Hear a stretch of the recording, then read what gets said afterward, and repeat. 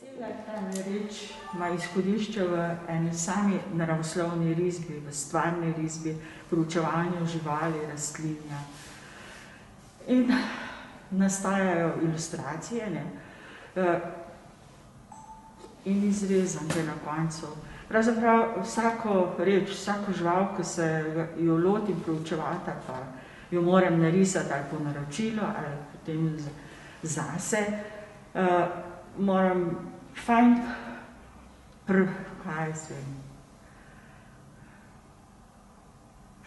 jo moram prebrati. Ponavadi ne brskam samo po fotkah ali slikah, ampak preberem v njih, zato ker sem že večkrat naletela, da so bile stare ilustracije, narejene malo po svoje, niso bile urejene tako, kot so v resnici. In danes, ko imamo toliko pripomočkov, da lahko proučujemo živali in rastline, je toliko fajn odkrivati te drugačnosti.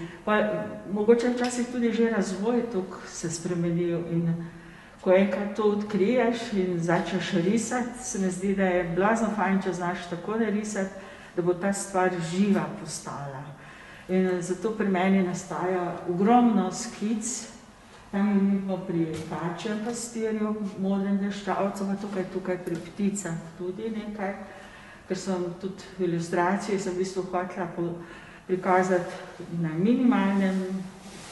minimalni količini ilustracij ta razpon, ker se čuti ta čista risba v skicah in na končna risba, ki jo v bistvu naročnik ali pa tudi sama zase hočem, da je pač enkrat končana.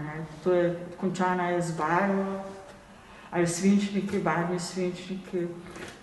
Zdaj, če smo pri ilustracijah, vse te ilustracije, ki so tukaj, so bile naročene za naročnike. Ene so za založbe, druge za revijo, ene za mednarodne projekte. Dejansko se celo delo te stvarne ilustracije silno prepleta od tega, kar se jaz sama želim spontano pokazati, do tistega, kar drugi pričakujejo od mene, da bojo dobili, da bojo imeli za svoje projekte. In tukaj se moram reči, da se včasih kar zgubljam. In na koncu so vse te izrezanke nastale posledično zame kot ena poslastica. Ko enkrat žival narišeš, da je taka cela, lepa, da imaš občutek, da ti bo s papirja pobegnila, je toliko fajn, da tisto risbo toliko močno vladaš, da jo lahko v tretjo dimenzijo spremeniš.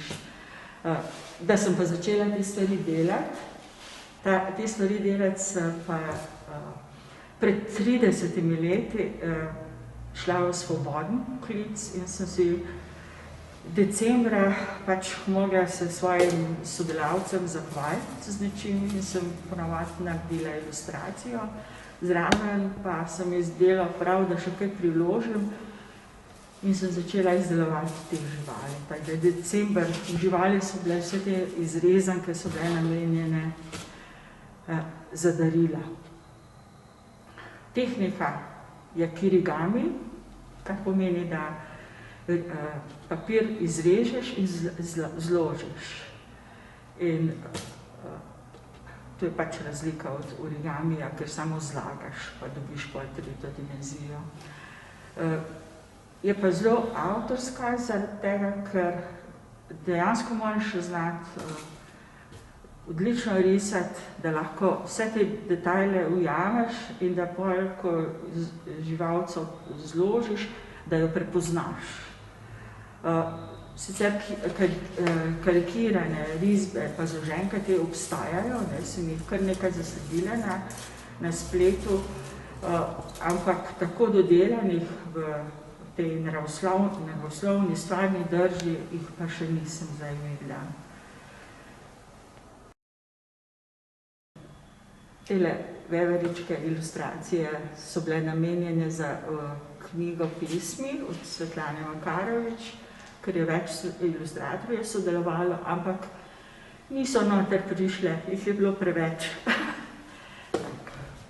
Ptičji kluni, ptice rišem pa zdaj že od 12. leta.